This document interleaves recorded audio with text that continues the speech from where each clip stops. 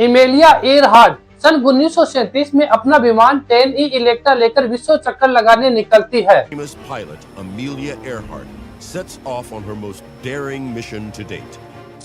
All eyes are on Amelia Earhart. और इस उड़ान के 1 साल 6 महीने बाद एमेलिया एयरहार्ट को यूएस के द्वारा मृत घोषित कर दिया जाता है। Amelia Earhart's longer than average arms may hold the key to figuring out how she died. A new examination of skeletal remains found on a remote Pacific island. और इस उड़ान के लगभग 85 साल बाद एमेलिया एयरहार्ट के विमान को एक डीप सी के अंदर खोजा गया।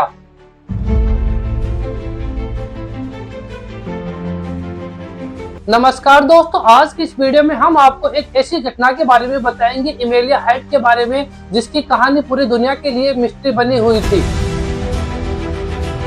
अमेलिया एयरहार्ट का जन्म 24 जुलाई 1897 को यूएस के कंसास में हुआ। अमेलिया को बचपन से ही पायलट बनने का शौक था। अमेलिया नामक यह महिला उन लोगों के लिए सबसे बड़ा एग्जाम्पल बन गई जो महिलाओं को आगे बढ़ने से रोकते हैं। सवाल यह उठता है कि जो महिला बिना रुके अटलांटिक महासागर को अकेली पार करने वाली अचानक कैसे गायब हो सकती है? जिसने अपनी हर एक उड़ान से यूएस को चौंकाया था, वह कैसे इस मिशन से फेल हो सकती है? अमेलिया एयरहार्ट 2 जुलाई 1937 को अपने नेविगेटर फ्रेंड नूनन के साथ दुनिया की पहली महिला विश्व यात्रा करने की कोशिश से 2 जुलाई 1937 को टेक ऑफ करती है यूएस के न्यू गिनी से। एक्चुअली अमेलिया न्यू गिनी से हाउलैंड द्वीप तक जा रही थी। इस यात्रा के बीच में आने वाले स्थान लो न्यूगिन, बिस्मार्क सागर, नुकुमान आइलैंड और फिर विशाल पैसिफिक ओशियन के समीप स्थित हाउलैंड द्वीप तक पहुंचना था। न्यू गिनी से हाउलैंड द्वीप की दूरी 4000 किलोमीटर थी और बीच में लगभग पूरा पैसिफिक ओशियन ही था और दूर दूर तक जानलेवा समुद्र के अलावा कुछ भी दिखाई नहीं दे रहा था।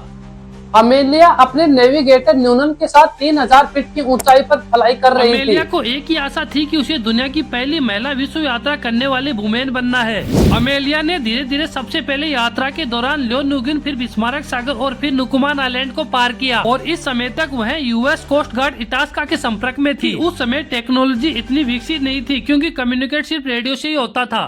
इसके अगले ही समय जब अमेलिया हाउलैंड द्वीप तक पहुंचने वाली थी तो उसके विमान ने बहुत सारे झटके महसूस किए थे। अमेलिया का विमान बार बार सिग्नल दे रहा था फ्यूल कम होने का। अमेलिया ने रेडियो पर तुरंत कोस्ट गार्ड के इटास्का से संपर्क करती है। अमेलिया की यह लास्ट शब्द थे रेडियो पर कि वह कहती है, हम हाउलैंड द्वीप के समीप हैं और आगे का दर से पहचानना मुश्किल है। अमेलिया के इन आखिरी शब्दों के बाद यूएस कोस्ट गार्ड के इटास्का से संपर्क सीधा सीधा टूट जाता है। इटास्का का संपर्क अभी तक अमेलिया से बना हुआ था। अमेलिया के आखिरी शब्दों के तुरंत बाद अमेलिया का विमान तेजी से गिरता हुआ पैसिफिक ओशियन में समा जाता है, लेकिन इटास्का का संपर्क अभी तक बना हुआ था। रेडियो पर बार बार मैसेज भेजता है पर कोई रिस्पॉन्स नहीं आ रहा था। यूएस इस घटना के तुरंत बाद अमेलिया और उसके विमान को ढूंढने के लिए भारी भरकम मात्रा में ऑपरेशन अभियान चलाती है। इटास्का ने अमेलिया से लगातार 2 घंटे तक संपर्क करने की कोशिश की लेकिन अमेलिया की तरफ से कोई जवाब नहीं आ रहा था। इस घटना के तुरंत बाद इटास्का ने यूएस कोस्ट गार्ड से संपर्क और कहा विमान 10E Electra out of range हो चुका है। विमान के गायब होने की खबर पूरे विश्व में फैल चुकी थी। अमेलिया एयरहार्ट के विमान को ढूंढने में बाकी देशों का भी सपोर्ट मिला, लेकिन यूएस के द्वारा 1 साल 6 महीने तलाशी के बावजूद यूएस गवर्नमेंट ने अमेलिया और उसके फ्रेंड नेविगेटर नूनन को मृत घोषित कर दिया था।